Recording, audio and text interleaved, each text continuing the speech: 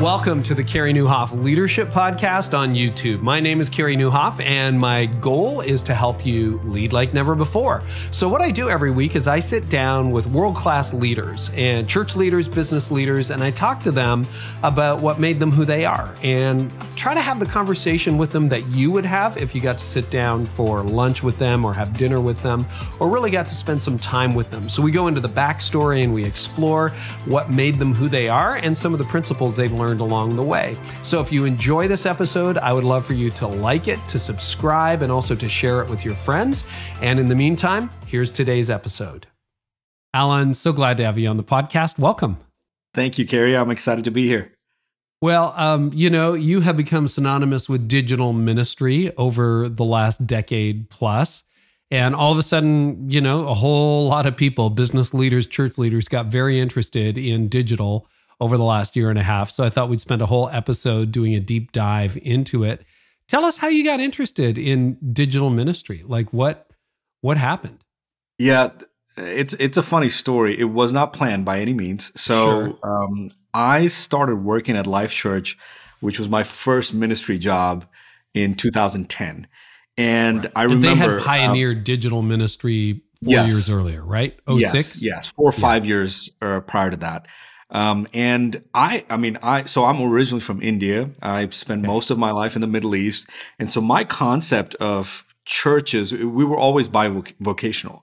So even moving here, and I had a friend on staff and he was like, hey, would you consider working at Life.Church? I was like, wait, they pay you to do ministry? So even that whole concept was very new to me. It was like, you get insurance, So anyways, I had the opportunity to talk to a friend. And Life.Church was I was also attending, and so the whole concept of you can leverage your business skills. You can, because I come from a corporate background, and I thought you had to go to Bible school and you had to do all of that before you could get on staff. And this friend said, "Man, if you've got a heart for Christ and if you know how to do organizational stuff and business stuff, we'd love to talk to you." So that's what opened the door. My first interview, I don't know if they actually knew what to do with me. And so I remember getting on the phone with Jerry Hurley, who's still a part of our directional leadership team. And he said, Alan, we're going to take a risk here. And we've got a role. We'd love to see if you're interested. So this was after the interview process. So I was like, yeah, because this was like a dream come true. I was like, God, I'd do anything to work at Life.Church. And the role that they offered me was the kids pastor. So it was called Life Kids. And I was like, Jerry, and I had 2 children, young, they were really young. I said, Jerry, just to be honest, I have no experience with kids ministry, and I don't know if I'm even good with my own kids. Are you sure you want me to be a kids pastor? And so that's kind of the journey that started me off at Life.Church. And about 5-6 months into it, it was a conversation that started with Pastor Kevin Pendry, who was also part of our directional leadership team, that led to a conversation with Bobby and then Terry Storch. It was just, hey, you've lived in a few different countries. Like, what is your perspective of doing online ministry? And I thought, why do they keep asking me to do things that I have no clue about? Like, technology. I enjoy good technology, but I wouldn't call myself a digital native. Yeah, you weren't a coder or anything like that. No, right? Absolutely nothing. And so my thought process was, God, let me be part of a campus. I just let me be in front of people. I love the face-to-face relationship. And so online was, in my perspective at that point, the exact opposite. And so we talked about it. I dove in, started looking at the possibilities. And it took me back to a conversation I had with God. I'm a pastor's kid, ran away from God, had a crazy encounter with him. And at that moment, I remember asking God, I said, God, I'll do whatever you want me to do. And this was in, I'd say, year 2000. And back then, I felt like God telling me, I want you to go to the world and tell everyone what I did for you. And I remember, I'm a logical thinker. And so I remember like, God, that's great, but you realize that will never happen. Like people spend entire lifetimes trying to reach their community. How do I go into the world? And so fast forward to this conversation with Pastor Bobby, Pastor Terry, and I thought, oh my goodness, this is what God was talking about. At the click of a button, you could actually reach the world. And so that was for me yes, sign me up. I want to be a part of this. I had no clue how to do any of this, but that's really what reminded me of, okay, I think this is what God was talking about. Let me jump in. What was your business background? What did you do before? It was, marketing, sales. That was kind of my line of work. Oh, interesting. Yeah. So again, and as we talk about technology, I've talked about that with Tony Morgan and a few others. It seems like people, because most church leaders I talk to would be like, yeah, we don't really have digital people on our staff. It probably will take a lot of people to come from the broader marketplace into a ministry context for that. And the same with a lot of companies, right? If you run a restaurant, if you run a gym, you don't really have a lot of people who, is like, yeah, I do digital. That's what I do, right? So you'll see a lot of that. I agree. Well, for over a decade, you worked as the online pastor at Life.Church, and they pioneered online church in 2006. I mean, did innovative things like YouVersion. If you've ever downloaded that app, which 500 million people have done, you are familiar with Life.Church and technology.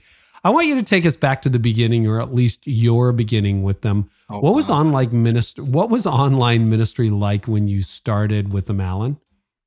So for me, it was a completely new world. And I've got to mention this part. I remember when I stepped into the role as a church online pastor. And so at Life.Church, at that time, we viewed it as a campus pastor role. And so I remember I was still fairly new on staff, 6 months in. Pastor Craig I think there was like a team lunch or something, and I happened to see him there. And I still look up to him. He's my pastor, incredible leader. Craig's amazing. I remember, and so I remember walking up to him, thanking him for the opportunity. And I asked him this question. I thought, okay, if I can get it from the boss, Craig, what is your vision for Church Online? You tell me and I'll run with it. And I remember him pausing and he thought for a second. He said, Alan, God placed you in this role. So we trust the Holy Spirit, we trust God, and we trust that you will know what to do. And so you lead and we'll follow.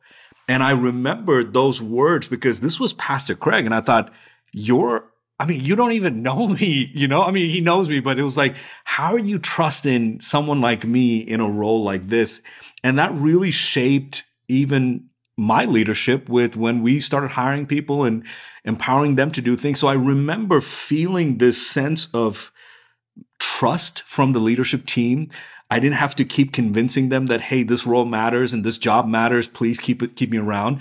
And so that was, I think, a real foundation for me to build on. I knew that there was safety, that failure was not something that was bad. It was something that we need to learn to embrace. And so that foundation really helped me step into this. And then in this role, I think because I didn't have the digital background, I really looked at what I had in my hand at that time. And I knew what face-to-face interactions needed to look like. And so it was me sitting down and going, okay, if I did this in person, what's the equivalent online? And I literally just started building it from scratch. So for example, it's like, okay, we want to hire a volunteer. Great. What would that conversation look like, or recruit a volunteer? What would that conversation look like in person? How do I figure out the equivalent online? How do if someone gave their life to Christ, what would my conversation as a pastor be with that person in person?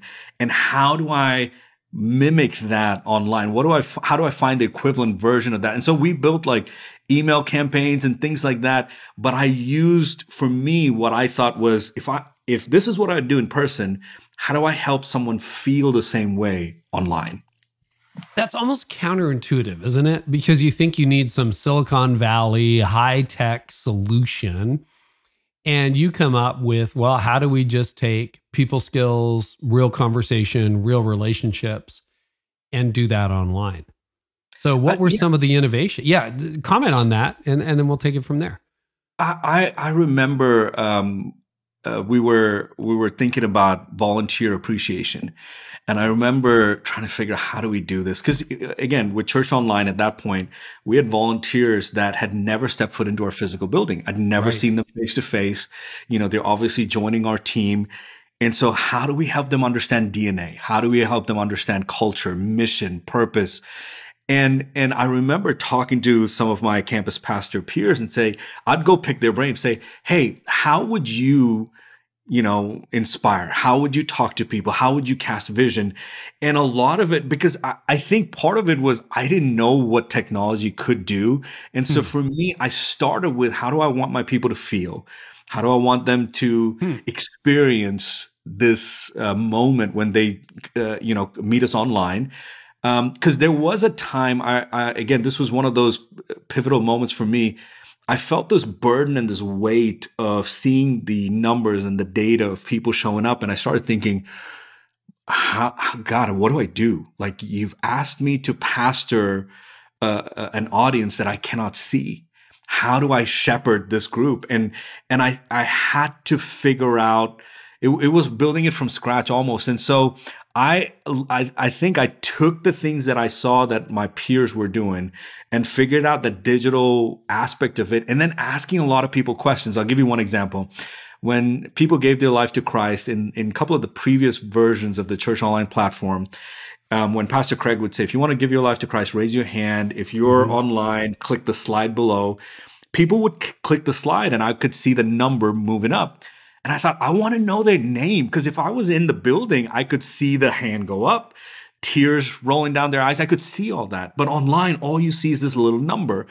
And so I remember talking to someone on the team, and I said, how do I know their name? And this one guy said, hey, if you want, I can make it to where when they click the slide, a form pops up. And I mean, this is, it sounds so simple today, but back then I was like, wait, a form can pop up? Like, what are you talking about? Is this magic? What's going, And so it really, for me, people would laugh if they knew where I was and how I had to figure this out.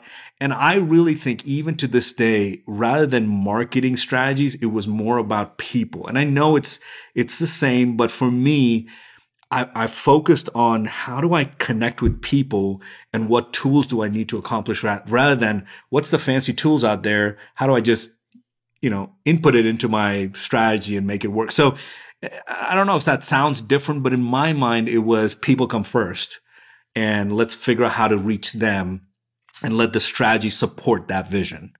So this is fascinating, Alan, because this is a decade ago that you're describing. And I feel like that is the 2021 conversation in Church Online. It's like, yeah, your content's out there, but how do you move from click to connect? How do you move from broadcasting to relationship? And so this is fascinating and so relevant.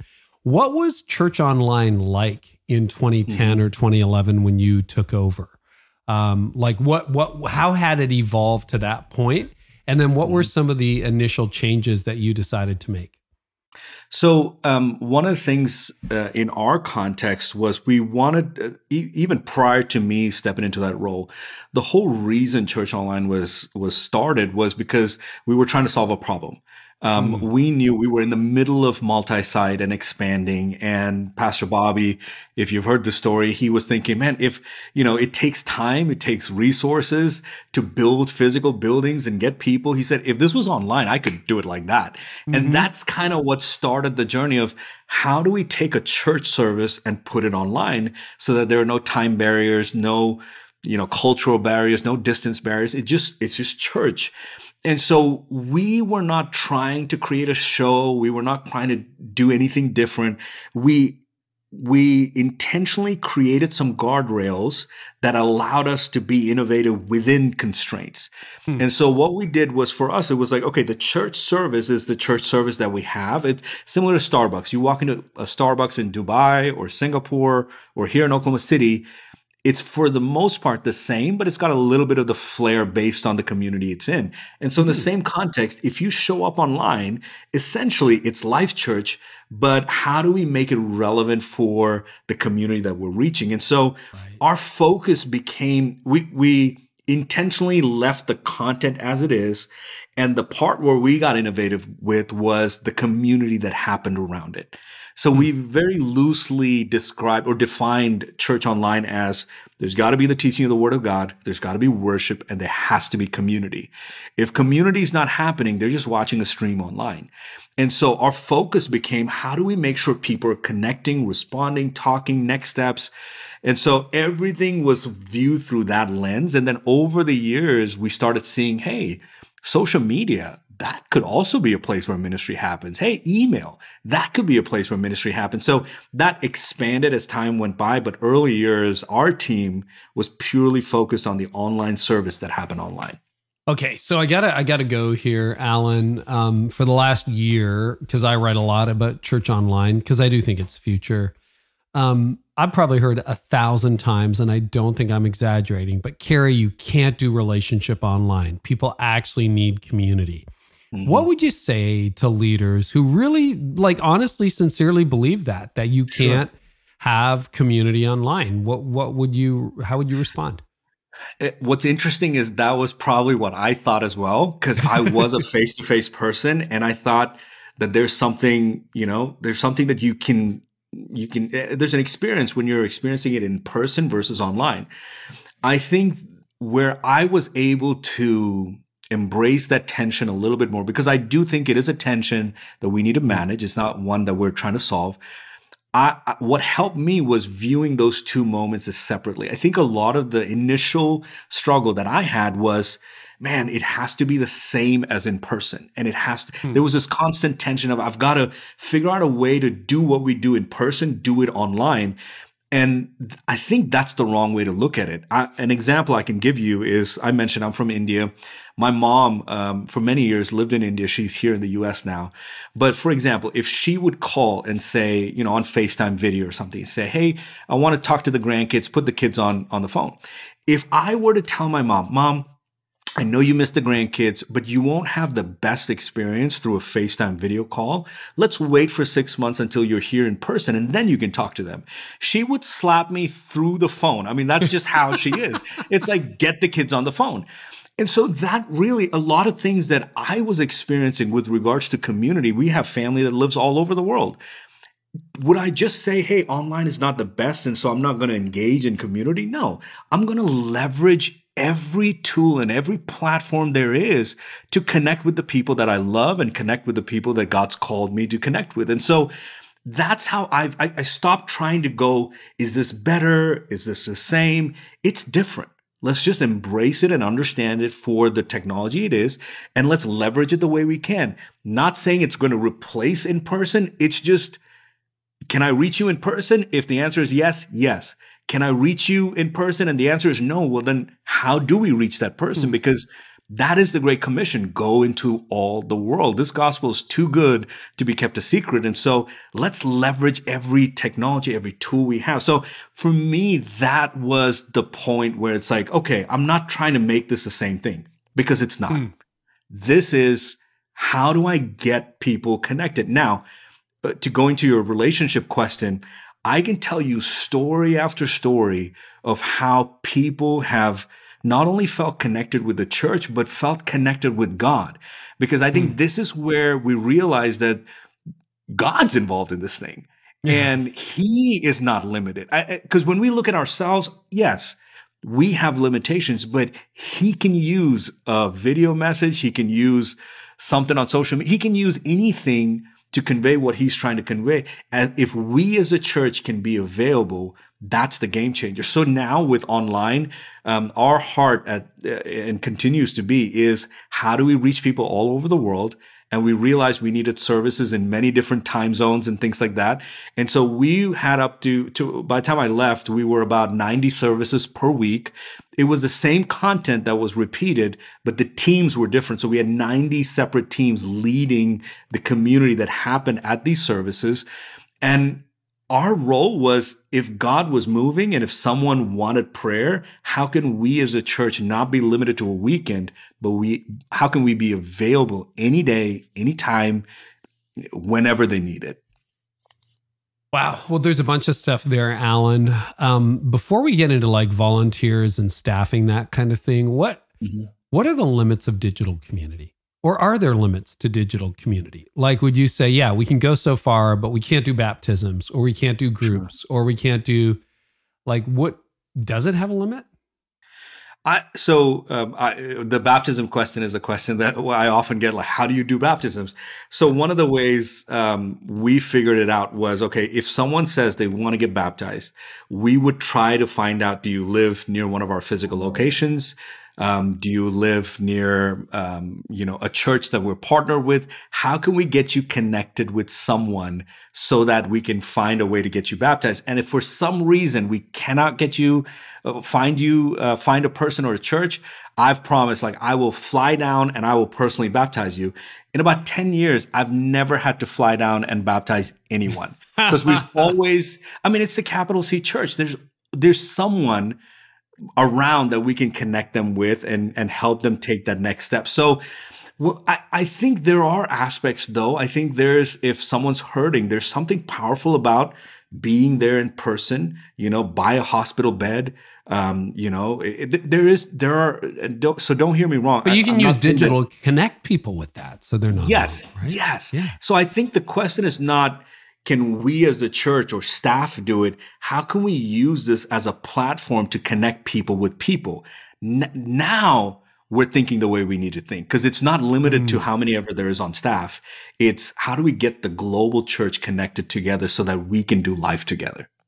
Okay, that's super, super helpful. And I don't disagree with you, because at that point, there are no limits, right? Like if you can connect one believer to another new believer or a non-Christian, and they can go have coffee, or they can get baptized, or they can go to a hospital bed, or they can go visit a family, then, the opportunities are endless. Sorry, didn't mean to interrupt you, but it's I think the thinking is different because we're used to, in the building model, it's come to us. Yes. In the online model is we're going to where you are. And that requires a perspective shift, that requires a little bit more release of control. I got to be okay with you not being a part of Life.Church if there's a church down the street from you and that's the church. Or if you want in-person community and I connect you there, I need to be okay with you not being a part of my, whatever brand or church name. But I'm okay with you going there. So it does require a capital C church thinking. Yeah, that's interesting. And what you said when you asked Craig, what's your vision for online church? And he kind of put it on you and you're like, gosh, I didn't even go to like computer engineering. Are you kidding me? Yeah. But you came up with a people-centric vision for online church. There is that element, and I say that having sat in the senior leadership seat in a church for 2 decades, where the come to me model would feel threatened by this, right? If like, okay, so let's say I connect with someone in India. We're never going to have a campus in India in my church's case. Maybe not. Never say never. But like, yeah, I don't get credit for that. I don't get points for that. Like all I did was connect this person and that person, and somehow the kingdom grew, but it didn't come back on me. Like you really got to, there's that saying, if you want to grow, you got to let go. And is some of that underneath there, Alan? It is. And even, over the, I think now, as I look back at how long Church Online's existed, with Life.Church specifically, our physical locations have grown rapidly. And so the whole argument of if they're online, they won't show up in person, I don't personally agree with that. I think if you've got a great message, my personal experience, anytime I've traveled and gone to different countries to meet people that are part of our Life.Church community, first question I would often get asked is, is Life.Church coming here? Are you guys planning a campus here? And so to me, that says online is not creating couch potatoes. It's actually creating a fire within people that want to see their community changed. And so for me, it's, I don't know, it might be the whole growth mindset versus scarcity mindset. It's just, we've got to figure out our perspective is, what our perspective is around this. I think it might be a little bit easier for multi-site campuses or churches to get that because it's not centric around one location. The senior pastor is thinking more multiple locations. So it kind of falls a little bit in line with that. But I think anyone has the opportunity to be thinking growth mindset when it comes to online ministry. Let's talk about that for a minute, growth mindset versus scarcity mindset. That's been something I harp on from time to time, and I try to make sure I'm growth mindset. How does scarcity mindset play into online church in your view, or how can it play into church online? I think sometimes I've seen. I don't know if this is a direct example, but this has been on my heart. Like right now, you can see me. Yep. If we were in a physical, if we were in the same room, there's a chance that some people would, if they see the physical version of me, they see me wearing my black shirt, they see my watch, they see me standing in the room. And maybe all they know about me is his name's Alan, he's married, and he came to church this past weekend. Say those are the 3 data points that they know of me standing in a physical room. If they have that same information online and say there's a dashboard that says, here's Alan, he's married, and he attended church this weekend. For some reason, we value the in-person person more than the person that's on that dashboard. But that person on the dashboard is still me. Right. It's still me, married with my kids and dealing with all the things that I deal with. The church has an opportunity to view that person from a growth mindset or a scarcity mindset. We can view them as, hey, this is a real person, part of our community, or there's just this metric online. I don't know who they are. I don't know anything about them. And so I sometimes hear that conversation of, man, if they're online, I don't really know them. I would argue, do we even know the people that are walking into our buildings? You know, you have 200, 500, 1,000 people walking into your auditorium. Are you really telling me that you know every one of them and you know what's going on? We don't. And so I think there are some unrealistic expectations when it comes to the information we think we have about the people that are attending in person versus online. Because I could argue that online, you have more information about the people that are attending your church than in person. That's a fair point.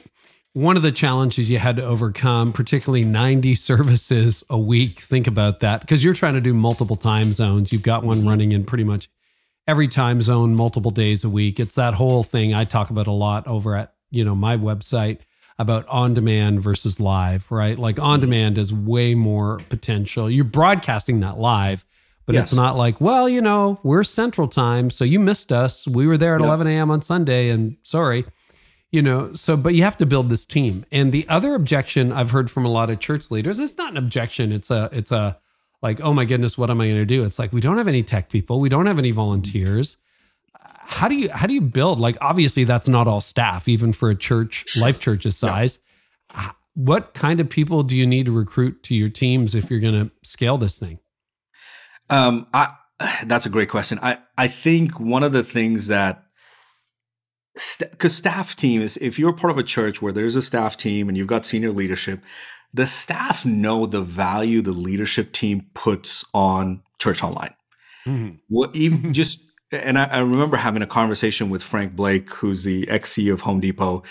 I mean, he's done incredible things with Home Depot, especially during the real estate issues that were going on here in the US. And he transformed Home Depot from a digital perspective. And so I remember talking to him, and I heard him even give a talk about this. He said it was important as senior leadership to show people how serious we were about this. And he talked about 3 things. He talked about, I want to say, people, resources, and time. He said when it came to people, the rest of the team were looking to see who was placed over the digital initiative at Home Depot. And he said, my first pick was the wrong pick and we struggled. And he said, the next time I picked the person, he said, I thought through it from the lens of who would be my replacement? Who has that level of leadership that I would go and say. Like the most senior person.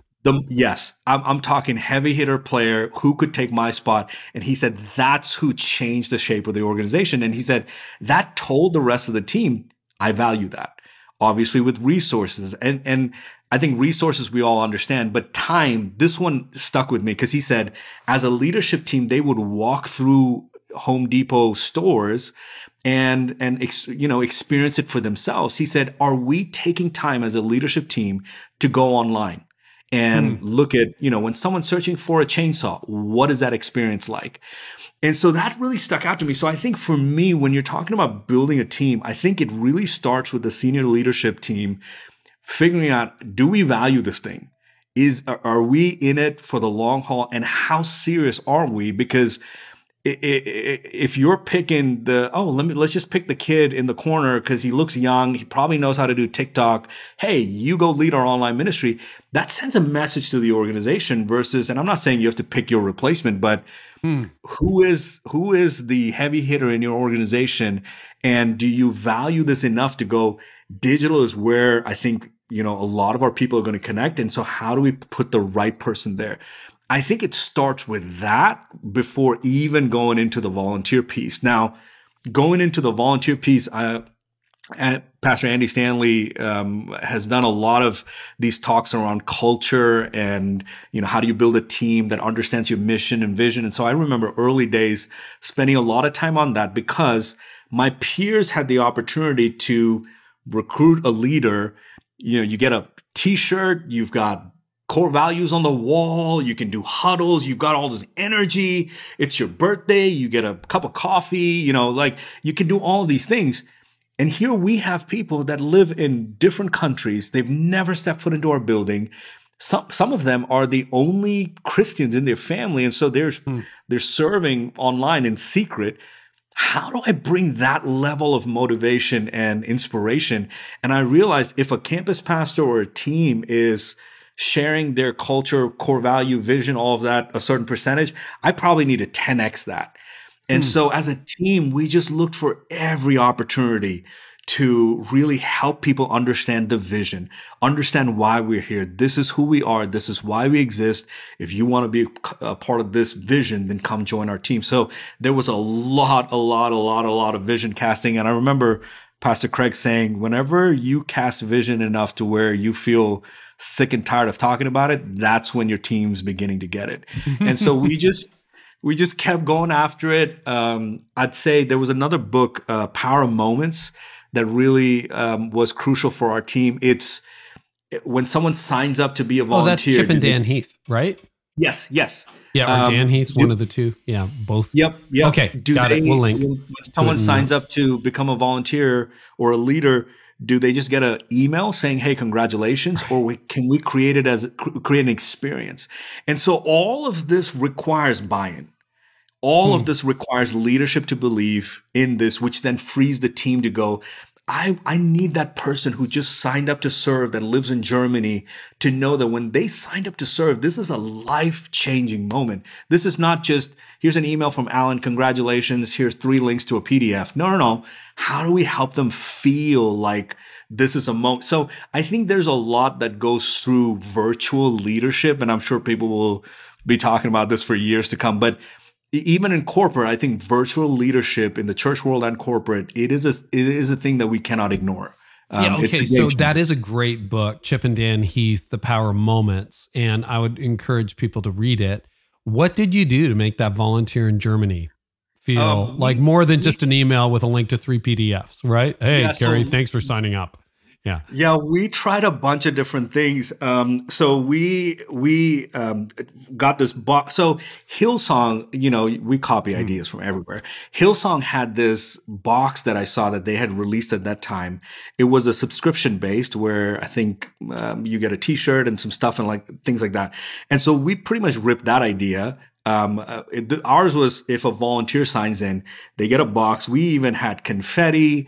We had a note from me. We had a t-shirt. We had a mug. We had a vision statement on these little cutout things. And we would actually ship it so that because we wanted to see what shape the box would show up in.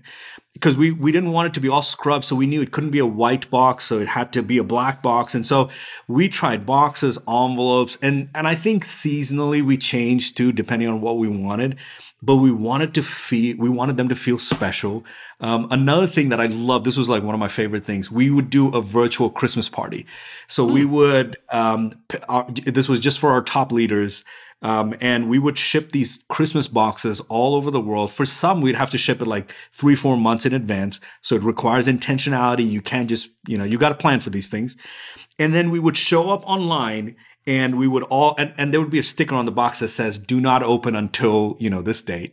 And so when we would all show up online, It was a video call. You'd see all of these faces.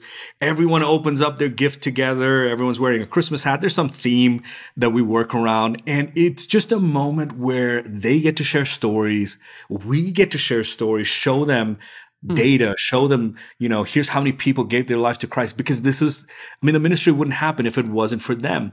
And those are some of those intentional moments, I think, that we had to work extra hard to be sensitive to. We would get Pastor Craig to do videos for our team. So any opportunity we get, we try to make things special. And we were very connected to our physical location, so we knew what they were doing, and we were always trying to do what more could we do, because we felt like because they were virtual, we had to always provide more. Oh, that is so good. What would you say to the leader who would say that sounds expensive and like a waste of resources? Because I've also heard that. I'm just pulling up all the objections here, Alan. I doubt you had it there, but I'll tell you, it lives in church world, and it's a mindset, right? It's that broke mindset. So, any thoughts on that? And I think I'm sure people would think, oh, it's Life.Church. You guys have plenty of money.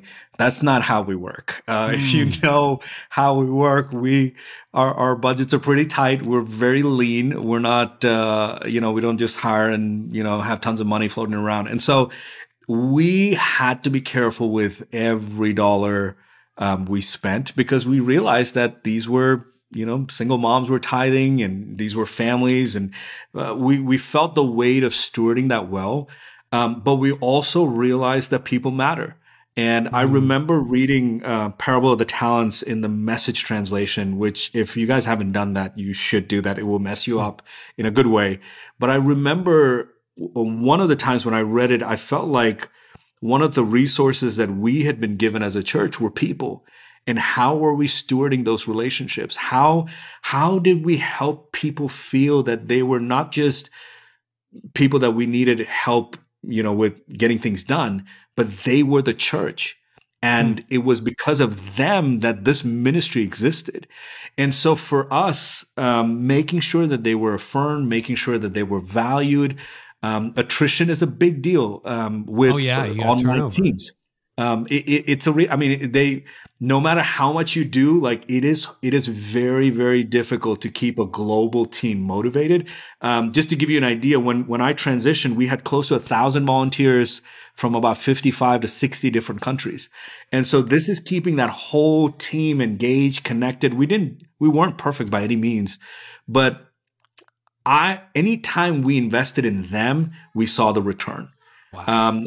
Like I mentioned, 90 services. For me, I knew as a pastor, yes, I was on video and all of that, but I had to spend time with my team, our little small staff team. If they grew as leaders, if they developed, if they had a strong relationship with Christ, I knew it would bleed into their leaders and then their leaders. And so I think, and again, this was honestly for me, I just modeled off of what Pastor Craig was doing. He would quarterly, he would spend time with the campus pastors of Life.Church, and he would pour into us for a day and a half.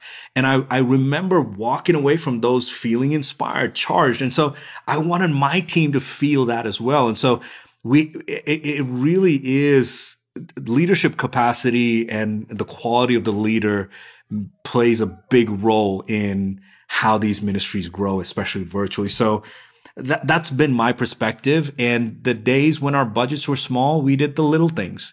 And as the budget grew, we did things that were not that little, so it went from handwritten notes. Like if all you can do is handwritten notes, Frank Blake learned this off of Andy Stanley, where Frank used to write 200 thank you cards a week. He's the CEO of Home Depot. I think he had like 400 million employees or something. I don't know, or 400,000, not million.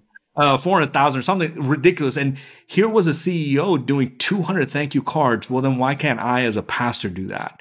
And so I think that there are things that you don't need a big budget to do. It could be a video call saying, hey, a year ago, you joined our team. I just want you to know that I really value you and I'm so grateful for you. And it's because of you that we're able to see lives change. Anybody can do that. And so I think it's, instead of thinking, what can I not do? It's how do I accomplish what I need to do with the resources that I have? Not to put you on the spot, but for the decade that you were the online campus pastor at Life.Church, what kind of growth did you see from where you were in 2010 to where you were at the beginning of 2021 when you moved into your new role? I think, man, this is.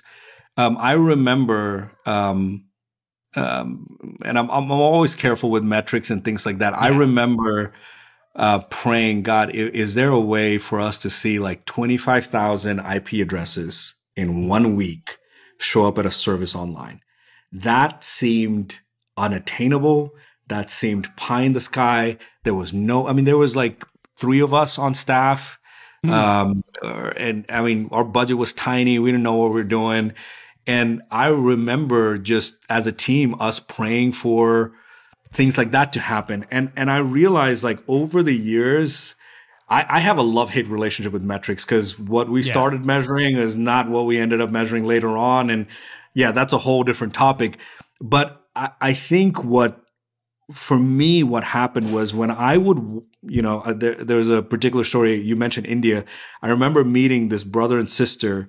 They'd never come to any one of our physical buildings. They've been serving for a couple of years.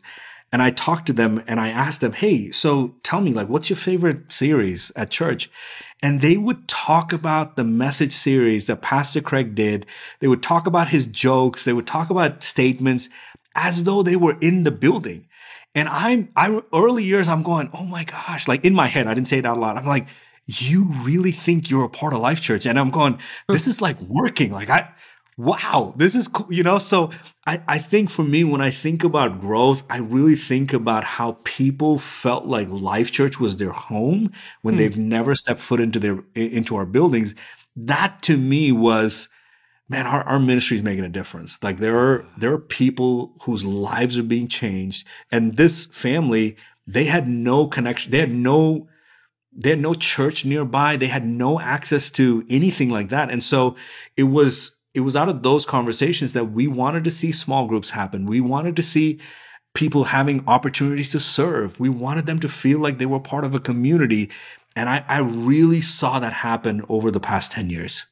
Can we talk about, and that's the ultimate metric. I mean, when lives are changed, right? That's what counts. But there's a big debate right now, as almost every church is online, about what counts. 3-second views, 10-minute views, all the different analytics. Any advice on that? Like what did you learn when it comes to the actual math were, in your mind, reliable numbers? And then which ones do you're like, yeah, we're not going to pay attention to those? Like, where did you land on that one, Alan? So I'm with you on the multiplier thing. Are you? It's like I keep losing that debate. Everybody wants a multiplier. So go ahead. I can't stand multipliers. Okay. So this was a very this was a pivotal lesson for me in the data world. We were looking at unique IP addresses per week, or per week. That's how we were collecting them, and we would also look at it per service. And we thought, in the physical building, they do an attendance count like somewhere in the middle of the service. And so let's figure out online, highest simultaneous viewer, we'll just count that as our attendance number. And we thought, okay, everything's going great. We were also running ads. It wasn't a number that we were like, oh my gosh, like this is all. It was just, what are some of the data metrics? But this lesson really shaped some thinking for me.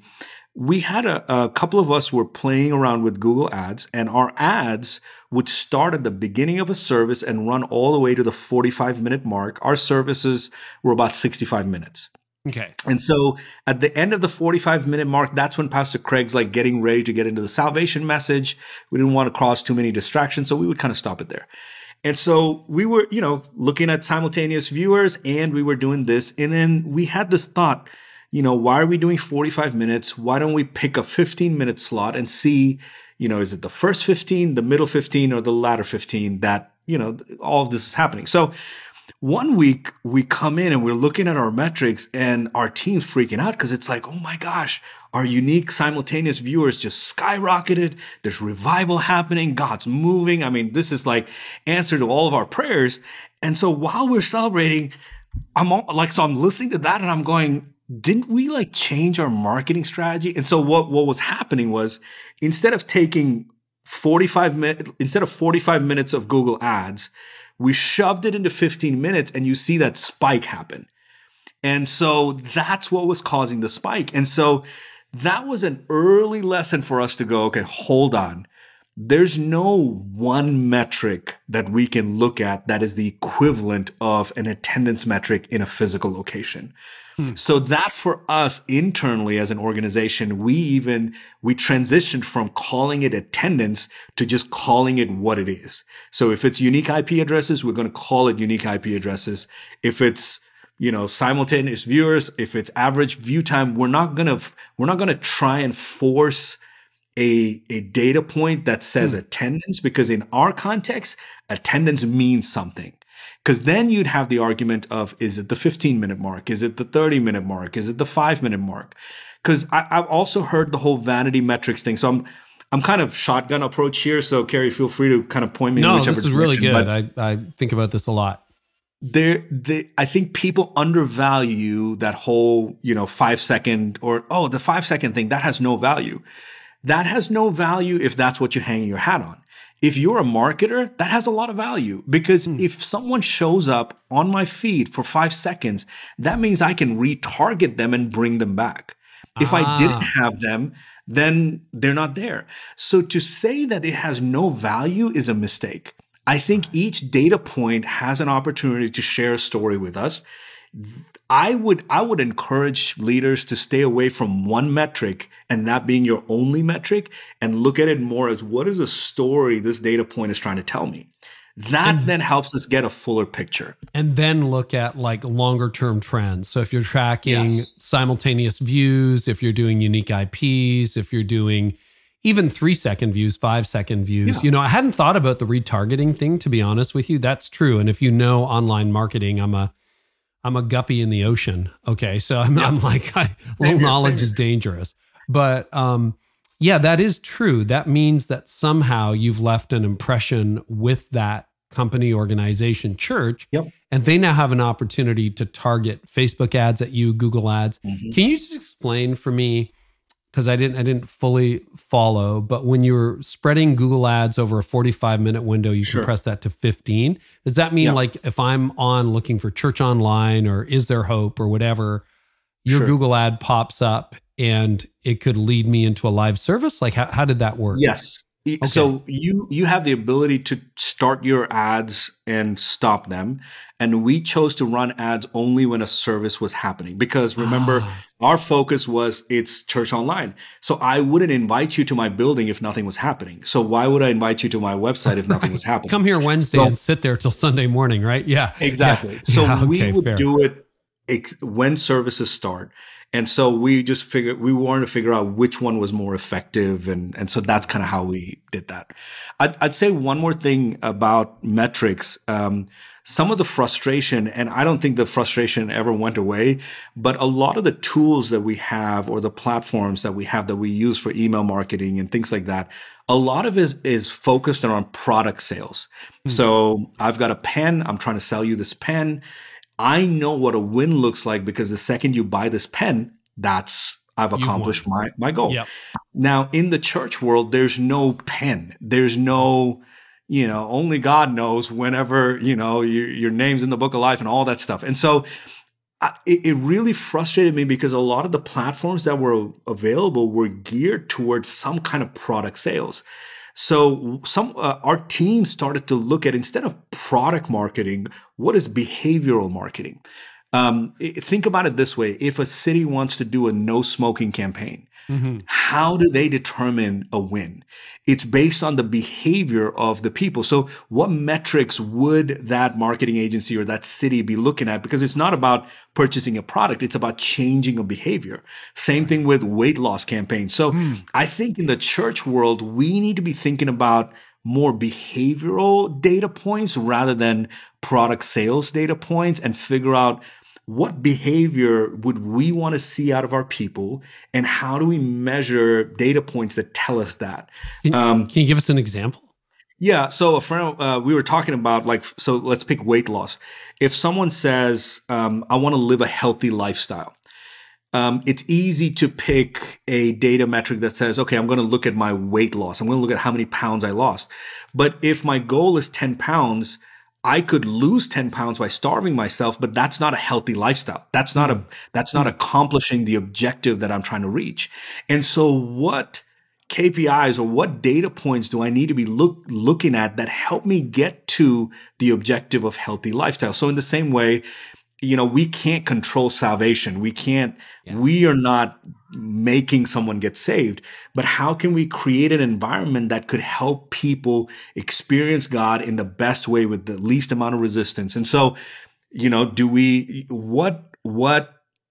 it's hard to even say a metric because different churches have different objectives. You could look at Life.Church and go, hey, so I will say this. I think post-COVID or during COVID, a lot of churches that were stepping into this were looking at some other churches and going, oh, they're doing this, and so let me do that too, without fully understanding the why behind it.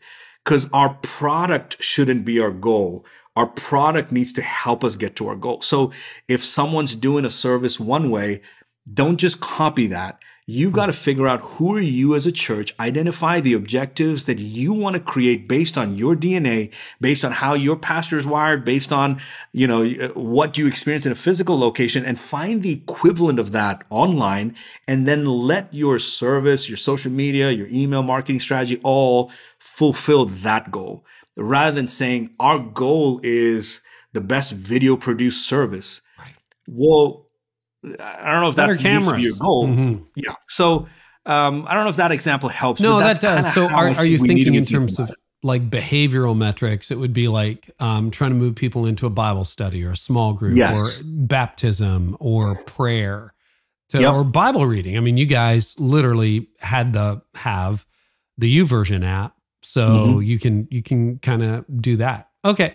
Well, I think even like a lot of people do new visitor cards. I think email, like is gold in the digital world, and so any excuse to get someone to say yes, talk to me. That's where we start. And how do we steward that relationship well without spamming them and announcement mode? What were some of the best ways you discovered to get people to self-identify, to go, yeah, hey, it's Alan and I got kids, I happen to be married, and I'm now attending? Like that is another very 2021, probably 2022 conversation, because broadcasting is one thing, but connecting with people, totally different on social. So what was effective for you, and what would you recommend for leaders? I think some of the things that were high on my priority list, communication was a big part. So worship and Pastor Craig, that would happen. And so as a campus pastor, what was my opportunity?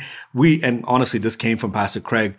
We were always led to believe that, this is not announcements. I think if Craig heard us ever say, oh yeah, it's announcement time. I mean, no, this is not announcement. This is your opportunity to lead your audience. You can look at communication. I'm sure, Carey, you've seen this too, where people would say something on screen and they'd be like, hey, we're glad you're here. If you're a first-time guest, I'd love for you to fill out the card. By the way, let us know you're here, where you're watching from, and right now we're going to the message, or something like that. Right.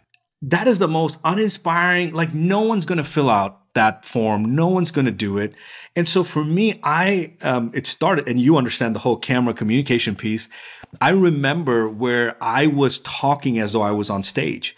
And so in this context, it would be like, hey, I'm so glad you're here. Welcome, which feels like I'm talking at them rather than I'm having a conversation. And most of the people that we're reaching, it's typically one person behind a camera behind a computer. And so how do we communicate in a way that feels personal? I think there are obviously series that could be high energy where you want a little bit more upbeat and all of that. That's fine. But for the most part, I think you've got to look at, am I leading my people to take a next step? And this is, again, where data plays a role. If my goal for that weekend or the series is small groups, well, then how many people signed up to join a small group? And if that week I look at the numbers and we haven't hit where we need to hit, it's going back and saying, what do I need to do to tweak that? What do I need to make a difference there? I think little things like asking too much information on a form might deter people. I think we have opportunity to explore and play with it. If you don't have a goal, it's hard for you to know whether you're winning or not. And so I think it starts with identifying the goal that you're trying to accomplish, and then does the data tell you whether you're doing a good job or not? I love what you said, and I hadn't heard someone make that point before, but there is a difference between speaking direct to camera, where you're a couple of feet from the camera, and like doing the, hey, welcome to church thing, which I have seen happen online so much, and it rubs me the wrong way. And I couldn't figure out why. And I'm like, oh, that's why. It's a different dynamic, right? That's like standing up in a living room conversation and going, hey, it's so good everybody's here today. It's like, whoa, whoa, whoa, what is wrong with you? Like, we are inside and we're your friends. And you're right. It's a very different dynamic than the talk show, telethon kind of vibe that I've seen too often online. It just really rubs me the wrong way. And you put your finger on it. My desire was that people would feel like this was not a video I didn't want them to think that this was a video they were watching on a screen. I wanted them to think that this was their church, and that's my pastor. And if I needed something, if I needed prayer, if I was going through a tough time, I knew that I could reach out to my church, because that's my church. It's not a video I'm watching on a screen. That's my church. And I don't think it's one thing, but I think every detail matters. And communicating on video, that shouldn't be underestimated. And I think part of it is you take stage communicators and put them on video. They bring that mode. I see this on social media too. It's like they'll stand in their lobby and say, hey guys, we have church this weekend. Rather than getting a little bit more close and talking like you would talk one-on-one to a person. Because even on social media, it's one person holding their device, watching your video. So talk to the one rather than talking to the hundreds or the thousands. Oh, that's so good. That is worth the price of admission. Okay, a bit of a lightning round here. I want to talk about what you're doing now, and we'll get to that. But church attendance, where do you see physical church attendance heading in the next few years? A lot of people, they're noticing a 30% dip right now. Do you think that's coming back? And then we'll get into online as well. I think the reality, and for me, I think I'm focused a little bit more globally. Yeah. And there are friends of mine that buildings have still not opened up. And I think if the building could open up, they would open up. And maybe I need to spend more time on it. I'm still of the thought process of like, I'm going to reach you however you can. If you're in person, I'm going to reach you in person. If you're online, I'm going to reach you online. Maybe that's like just part of the DNA that's kind of been in my head of, we say it at Life.Church, we'll say we'll do anything short of sin to reach people who don't know Christ. So we will, if building is what's going to get you in, we're going to do that. So I don't know if physical in-person thing will ever go away, because we're wired to do community with each other. We're wired to do that. What's interesting is you see reports of where people say, certain groups of people don't want the big church experience, but you also see people say that they want the big church. Depends on which country you live in, So for me, it's how can we reach as many people as we're reaching, and how do we help them engage in community, grow in their relationship with Christ? If it's a building, let's do the building the best way. I would even say, would there be a time where churches would consider having an online pastor for their physical location? Like, say you're not doing online ministry at all, totally fine. If you're only doing ministry in your building, they come to you once, an hour a week or 2 hours a week. How do we lead them for the rest of the time? Well, they're online. And so should there be a person that's focused on online ministry for a physical location? I'd love to see that happen. That would be awesome. Do you think more micro gatherings, or even what I might call micro connections, like that example of somebody who wants to be baptized and you find someone who will do it, a local church or somebody in Dubai or wherever that happens to be? Do you see that playing a bigger role in the future, Alan? There's this term, the whole microsites thing, and every time I try to ask somebody like, how do you define it? There's so many definitions of microsites. So I do value people getting together in person if they can. But I also realize that I don't want that to be a hindering or a limiter for people. So I know that there are people in different parts of the world that would love to get 1,000, 2,000 people in a room together, and the people would love that. But then there's also communities that are sick and tired of that, and they want that small, house church kind of a feel. So I think that if we as leaders can keep the main objective in mind, which is helping people meet Christ, and let's not be so married to our method. I think that's what we need to figure out, because I think post-COVID church online needs to look different as well. So, talk about that. How is that going to look different?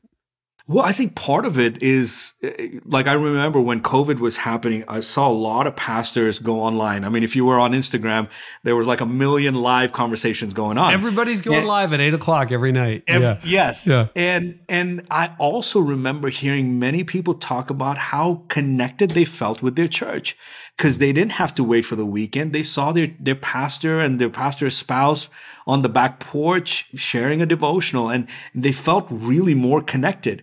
But when the buildings opened, everyone stopped doing that. I was going to say, that all went away. You reminded me. I almost forgot. Like, that's been gone for 10 months. It's just gone. Yeah, because the mindset was, they're coming to me, rather than there was something about the hunger that pastors had of like, I'm going to find a way to connect with my people.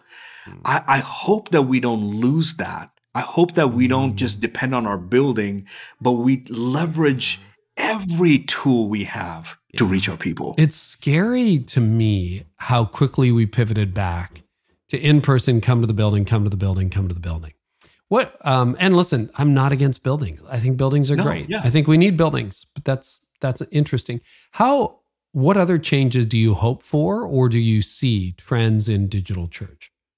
I haven't figured this out yet. So maybe I'd love to see it figured out. But as pastors are wrestling with in-person and online, unfortunately, and even I'm guilty of this, we've fallen into this trap of, to celebrate one, we have to put the other down. And we don't know how else to sell it. It's like when the buildings were opening up, it's like, hey, online's okay, but to really experience the presence of God, come in person. We were just trying to find ways to sell the in-person thing. And I really hope that we can find a way to where we value both and we celebrate both without putting one down. I remember hearing stories of when multi-site and all that was happening. I remember a lot of pastors struggling with, man, if I can't see my audience, how do I talk to a camera? How do I talk to multiple locations when I never get to interact with them in the lobby? But the church figured a way to do it. Because I think the church has always been a disrupted body. We've just always figured out, how to solve these challenges that come our way. And so if we can figure it out with multi-site, what's changed? I mean, we're still talking to a camera. We're still interacting with more people, on the other side of a camera than are in person. And so I really hope that as a church, we can find a way, because devaluing one to celebrate the other, what we don't realize is we're devaluing the people that potentially call our church their home church. And so it reminds me of the whole Jews and Gentiles thing that the early church was struggling with. It's like, it's the Jews. I mean, how can we accept Gentiles? I mean, there was just the church had to figure that out, but they did. And so my hope and prayer is that we can figure out, like Jews and Gentiles, it's like we shouldn't view the online audience as, they're not really part of our church. But no. If God has brought them through our digital doors, how do we shepherd these group of people? How do we help them grow and connect with them, even though we may never meet in person? So that is a prayer and a hope of mine. It's a good observation, because I think you're right. It's rarely that people who value digital disparage in person. It tends to be get into the building online doesn't really count. Why do you think we do that? Why do you think we disparage online?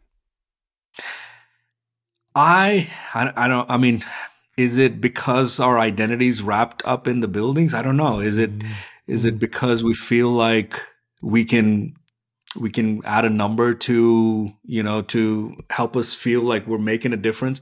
I will tell you, in my role as a church online pastor, it has been a struggle for years to to know that life change is happening on the other side of a screen.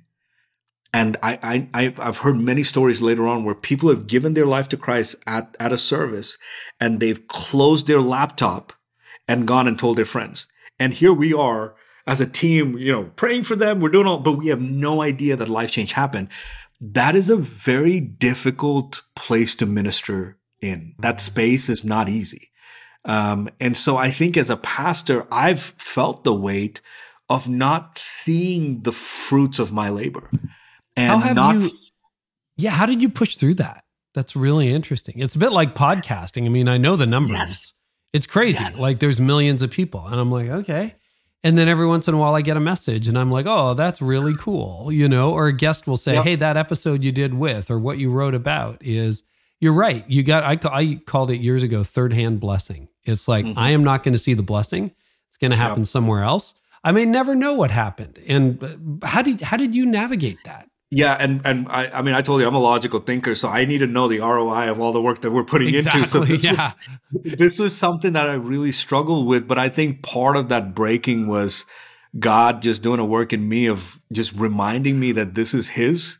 Kevin Penry, who was also part of our directional leadership team, he told me once, there's a passage where Jesus looks at the people of Israel and he says they're like sheep without a shepherd, and he said, Alan, this is the great shepherd looking at the sheep and saying they're like sheep without a shepherd. And he said, let's pray to the Lord of the harvest that He'd send workers. Even Jesus knew that we needed to pray to the Lord of the harvest to get, the right people in the room and doing all the things that we're doing. And so I think some of that weight, that burden we'll carry is ours to carry. I believe that it's a sacrifice that we have to be willing to make if we want to do online ministry. If we don't want to make that sacrifice, I wouldn't recommend online ministry for you, because it sometimes data points. I mean, I'm not saying that it was easy for me. Sometimes data points are data points, and it's just a dot on a map, and you wish you knew more, but you never will. But there is a level of impact and influence you can have when you are doing online stuff that you just cannot have in person. So you made a transition earlier, was it in 2021? And you're now, you have a new role with XP Solutions in digital engagement. So I thought that was a really cool concept. You basically can consult with multiple churches now, and they can bring your expertise on. Tell us a little bit about what you're doing now, Alan. Yeah. So, the transition happened end of last year. End of 2020. Okay. Yeah. So my wife and I we were both on staff. Life.Church is all we know. My kids grew up here, no plan of leaving. And towards the end of last year, I just felt God say that, hey, your chapter here is done. At first, it was like, get thee behind me, Satan. Like, this cannot be true. Like, this is home. But talk to mentors, talk to people around, talk to the leadership team. And because I didn't want to take a decision without, seeking the counsel of those around me. I trust our pastors, and so process with them, talk to them. And we just realized like it wasn't a different role. It really was a chapter here is done. And so just kind of and then the other part was like, okay, God, where do you want me to go? And there was no writing on the wall. There was no like, oh, go here, do this. And, it really was just a couple of churches started reaching out and saying, hey, we noticed you transitioned. Like, what are you doing? I was like, I don't know. It's like, hey, would you mind helping us out? I was like, well, sure. I've never done consulting ever, a day in my life. Don't really know how all of this works. And so I was introduced to a mutual friend about XP Solutions, and Nathan Art, who's the founder. Yeah. And he flew down to Oklahoma City just to talk about this concept that he was starting. And it's basically, especially post-COVID, there are tons of churches trying to figure out this whole, how do we leverage digital? What do we do? And it just felt like this was the next season that God was calling us to step into. And so my wife continues to be on staff at Life.Church, and I've had the opportunity to now kind of, what's beautiful is just to lift my head and look at so many different churches and organizations and how God's working. It's almost like a peek at the horizon. And it's been incredible, Carey, because it's been so cool to see that God can work in so many different types of churches that are doing things very differently, but God is still working in them. And to see the scope of God, and just to be reminded, like, oh yeah, God, you are bigger than anything I have ever experienced in my life. So it's a new season. I don't know if I fully understand all that I'm doing, but it's been cool to walk alongside other pastors and church leaders and not only figure out digital, but leadership stuff. And, how do you lead teams? How do you build teams? Culture, I think, is a big part of it. And so leveraging the lessons I've learned and helping churches grow and figure out what their next steps are. I'm excited for you. I'm excited for churches and really grateful for your impact and legacy at Life.Church. Well, if people want to find you online these days, is there a good website? Where are you active on social? AlanVGeorge.com is a website, and I'm also active on Facebook and Instagram. You can find me with that. We also just, so one of the things, even after transitioning, I wanted to take stuff that I've learned and just put it down on paper before I forget it. And so I just, I released a free resource. It's an ebook. I think it's a great, as leaders are trying to figure out which direction do we go? What do we do? What are questions we should be asking? What are questions we're not even thinking about asking? This is like a really quick read, but it'll help churches figure out, man, what's that starting point for us? So it's more thought-provoking rather than practical, but it's a resource that's available for free. It's available on the website, and we can make it available for and that's at AlanVGeorge. Yes. Okay. Com. Yep. Com. Got it. Alan, it's been a joy. Thank you so much. I really appreciate you. You're a gift to me, a gift to so many. Really grateful you joined us today. Thank you so much, Carey. It's a bless. It's like a dream come true for me to be on Carey Nieuwhof Podcast. So this is awesome. Well, it's great to have you. Thank you so much. Thank you. Well, I hope today's episode was helpful to you. You can always get more by subscribing to my channel. I also have a lot more content over at CareyNieuwhof.com for leaders in business and leaders in churches. And you can get transcripts of this episode there and so much more, plus some other stuff I do for leaders. So head on over there to discover more at CareyNieuwhof.com. And in the meantime, I really hope our time together today has helped you lead like never before.